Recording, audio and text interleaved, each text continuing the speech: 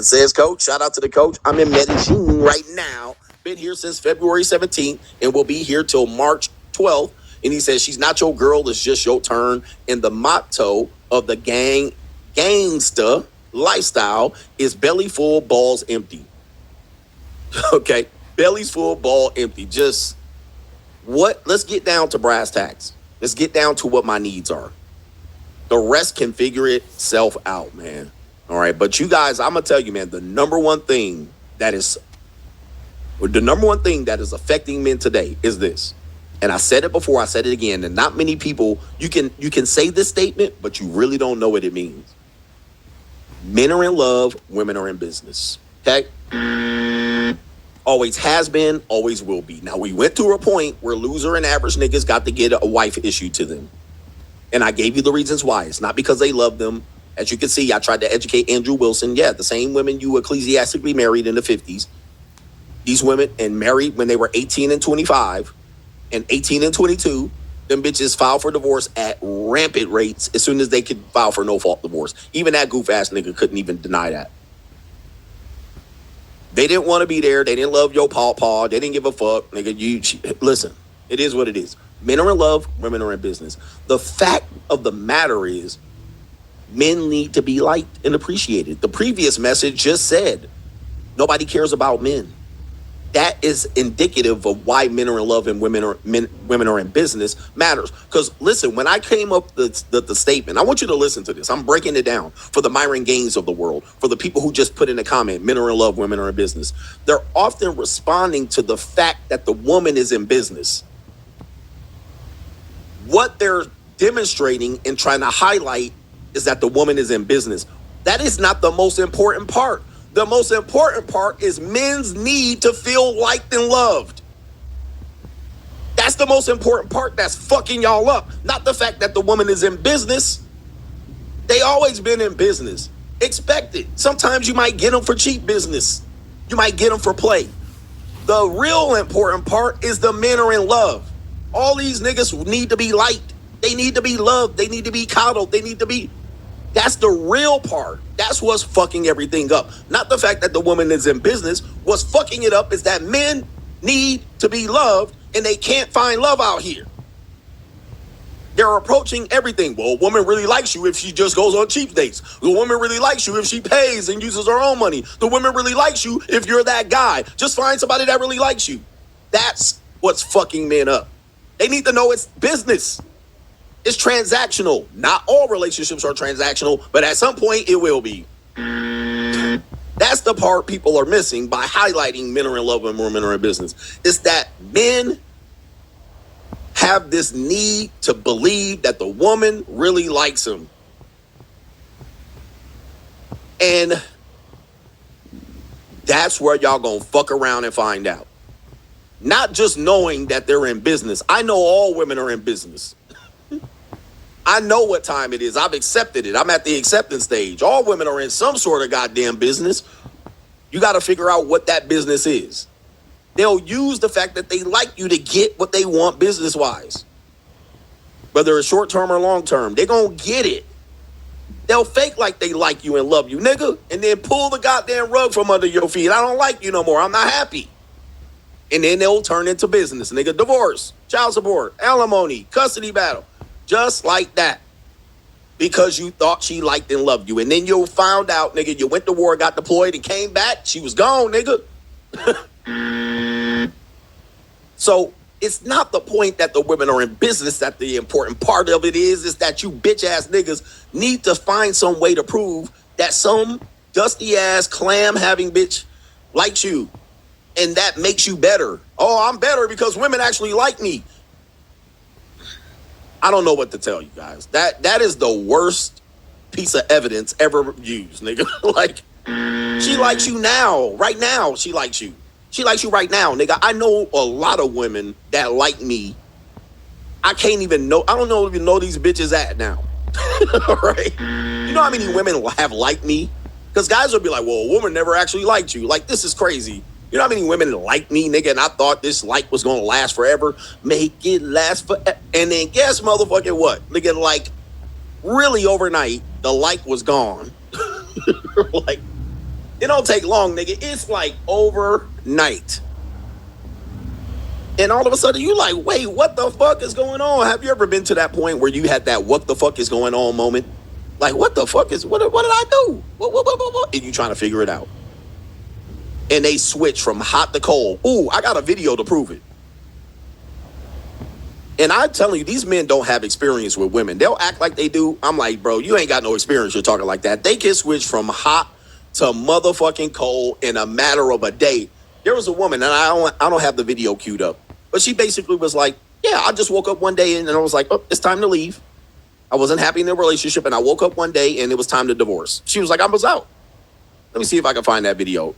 Like, that's how fast it can happen. She liked you today, nigga. Tomorrow, different goddamn story. Now, she could do this for 10 years.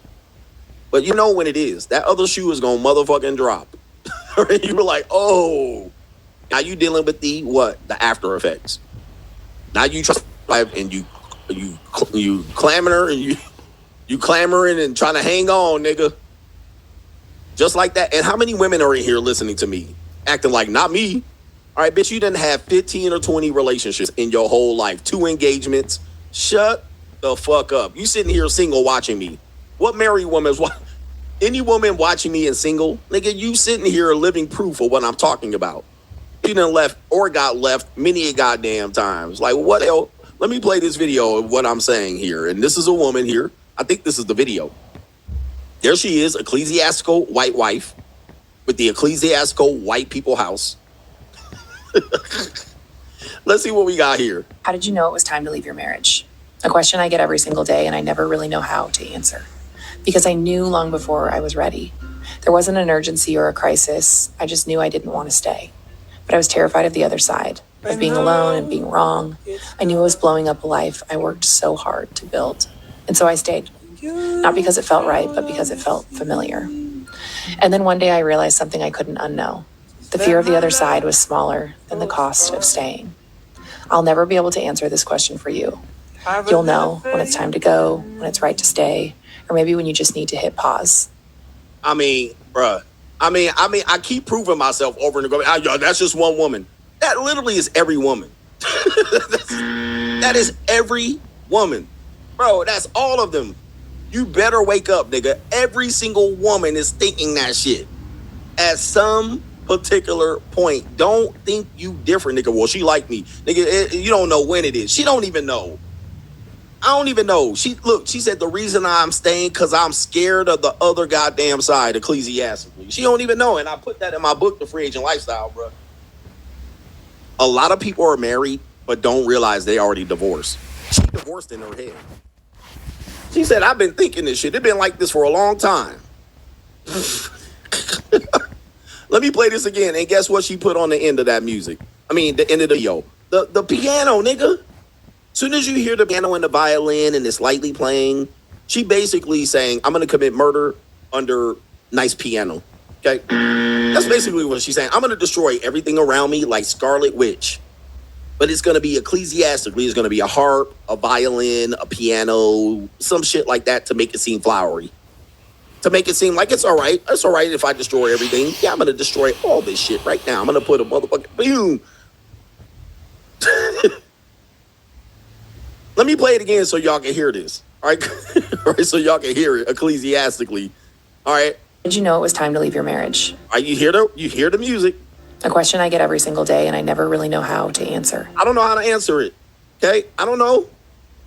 When you decided to leave? I don't know. She got paintings off the wall and shit. They about to sell a house on a short sale, lose hundreds of thousands of dollars. She done destroyed everything around her. Why? Here we go. Because I knew long before I was ready. I knew long time ago, and I was still sucking them off and going through the motions and taking family pictures and going to goddamn Christmas and Halloween and Valentine's parties. I knew long before it was over.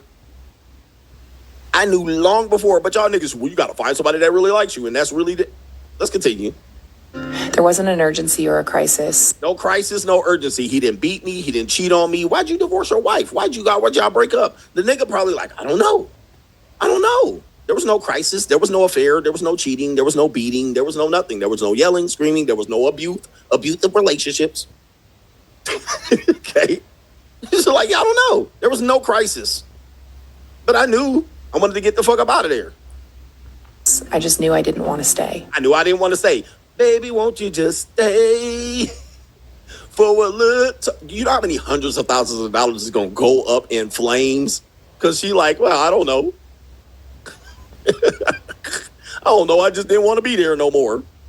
But I was terrified of the other side, of being alone and being wrong. Okay, so being alone and wrong made her stay. Listen. I knew I was blowing up a life I worked so hard to build. And so I stayed. Not because it felt right, but because it felt familiar. Hold up. Hold up. Something else popped up on my goddamn screen as I was talking about that. I don't know what happened.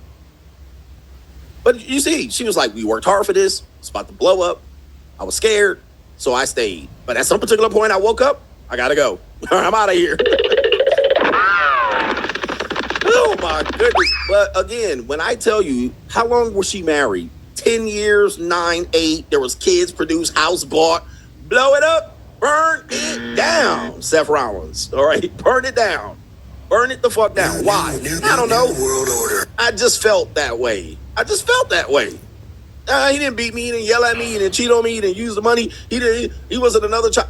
I just figured, fuck it. I'm out. All right, come on, man. I mean, stop trying to prove this. Right? When men use the she like me and you just got to find someone like you, it's easy, it's simple. It's not that simple, man. It is not that simple. They could just wake up one day and leave you motherfucking hanging. And be like, what's going on? I just thought I could get something better. Oh, my Lord. Johnny Las Vegas. He said, you never miss. My ecclesiastical Christian ex used to tell me she had niggies begging for her. Now 8 years, one domestic and one divorce later, she hit me up talking about, hey, you. And that's you. He says, I promptly changed my number ecclesiastically. Yeah, women will spin that block, and they want a clean slate when they spin that block. And not to say men don't do some shit, because I do some shit out there. Dave G says they ran up on you in Colombia. You started showing teeth. Niggas always gotta show they teeth. I found myself on the wrong side of these neighborhoods when I've been traveling. I can't remember where I was. I always try to remember the story. I think I was in Brazil, and I was walking looking for an establishment of pleasure, a gentleman's establishment of pleasure, and I was without my tour guide. So I went left and I should have went right. I would have found it in 3 minutes, but I walked around for an hour. Shit happens. But I walked in this neighborhood in Brazil. It was a